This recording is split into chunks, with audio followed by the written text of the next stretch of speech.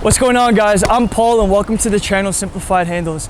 In today's video, I'm out here in Brooklyn to break down for you guys the float hesitation. Let's get started.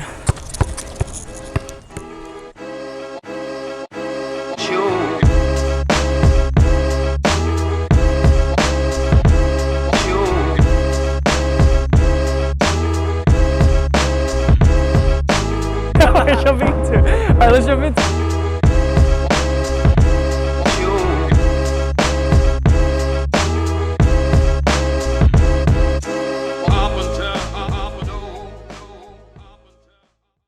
Alright, the first move we'll be breaking down is the float hesitation into the drive. It looks like a simple move, but it's lethal at every level once you master it.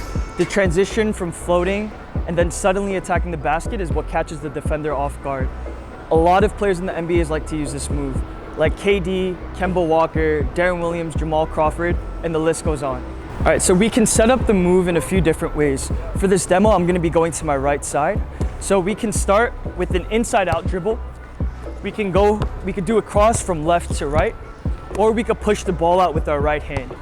For this video, I'm going to be doing the breakdown of the between the leg float hesitation because I think it's the most effective way to protect the ball with your leg from the defender. So as we go between the legs to initiate this move, you could do it in two ways. First option is coming down on both feet, like that. Second option now is just coming down on your lead foot, which is my right foot. So as I'm here, like that. For option number one, I like to use it when I'm already standing tall, my chest is high, and I want to drop into a low explosive position. That's when I use option number one. Option number two, I like to use it when I'm already in a low position, I'm engaging my defender, and I want to hit the between the leg dribble with some rhythm into it. For both options, we want the ball to hit the ground at the same time as our feet. The reason is that for the float hesitation, it works the best when our body is following the direction of the ball. So as we take the between the leg dribble, we're going down with the ball, but as the ball hits the floor and it's on its way up, we're coming up with the ball as well. All right, so now we're gonna jump into the float hesitation. I think I see a lot of players make the mistake of just jumping vertically up or just jumping laterally to the side, but it's a combination of both. So now as we go between the leg and as the ball it's on its way up to our right hand for the float, what we wanna do is we wanna use our left leg to push laterally to the side while using our right foot to push up vertically. So it's those two movements together. So it's something like this, right? And these two movements together should help you to create that float and hang in the air. All right, a few important things to note here. First, as you hit the between the leg dribble, you wanna start off low, but as you go into the float, you wanna end up with your body position high. Secondly, as you push off, you really want to push off hard so you could hold that float for as long as possible. We want the defender to lean in and commit to the side that we're floating into. I think oftentimes I see players do the float for too short of a time and it doesn't give their defenders enough time to react to it. The last thing is, as you hit the float, you want to bring your feet close together. Now as we come down from the float, what we want to do is we want to land on our left foot first and use it as leverage to attack the basket. And as we attack the basket, we want to dip our shoulders at the defender's waist. So let's try to put that all together and see that in game speed.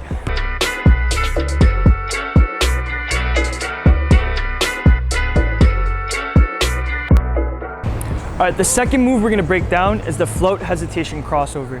It's a signature move for a lot of NBA players, especially KD. Now, instead of doing the float hesitation and attacking the basket, we're gonna attack the defender's lead foot and hit them with the crossover. All right, now for the crossover, we're gonna do the same thing. We're gonna go between the leg into the float hesitation, but as we come down, we wanna land on our left foot again, but really use it to lunge far as possible to the right side to have a wide crossover. And for the crossover, to sell it, to make it effective, you wanna have ideally your hand on top of the ball. You want to have your chest above your knees and you want to point your shoulders and your head to the direction that you're trying to sell the drive. And now as we come down from the crossover, it's important to know how many steps you have left to attack the basket. So as we cross, we have this gather step. So we have two more steps available. So if I'm attacking from the left side, I have left, right to attack the basket. I think too often times I see players, thinking that that right gather step is one of their two steps to the basket, but to explain again, it's our gather step and we always have two steps to attack. So now let's put that all together and see that in game speed.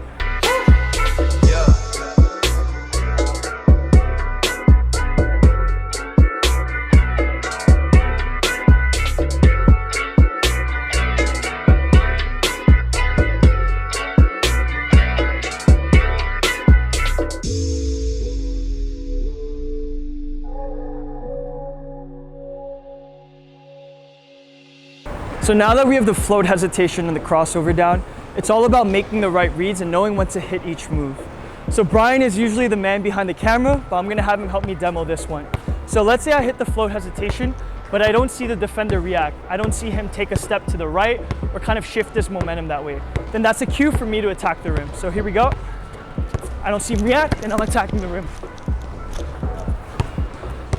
Second option is when I hit the between the leg float, and I do see him react, his momentum is to the right, he's shuffling his feet in that direction, then it's an opportunity for me to hit the crossover. So let's see that. So I'm here, I see him react, hit the crossover to the left. Now the third and final option is, as I hit the between the leg float, and I see the defender take a step back, not really going to the right side, but just a step back, then that's an opportunity for me to pull up for a jumper. So here, I'm going, pull up for a jumper. I missed that shot, but you guys can make it. But yeah, those are the reads off the flow hesitation and the flow hesitation crossover.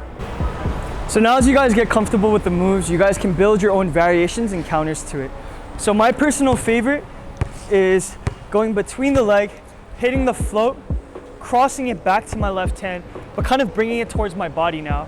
And as it's in my left hand, I'm hesitating for a second, going back between the leg, dipping my shoulders to attack the basket. So now let's see that in game speed. I'm here.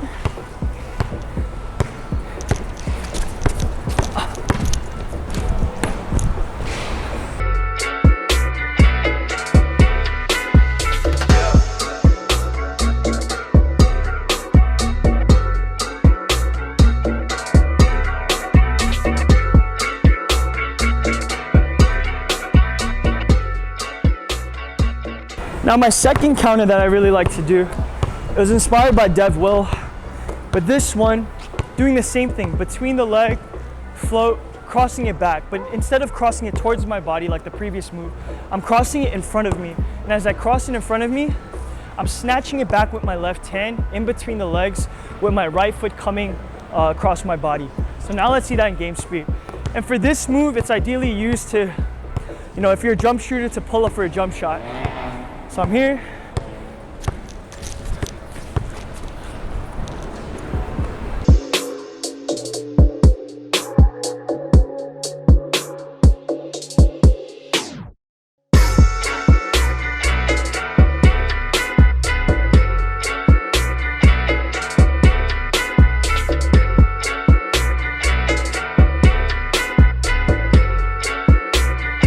So the next time you guys hoop, I hope you guys can put in the work and try to add these moves to your game.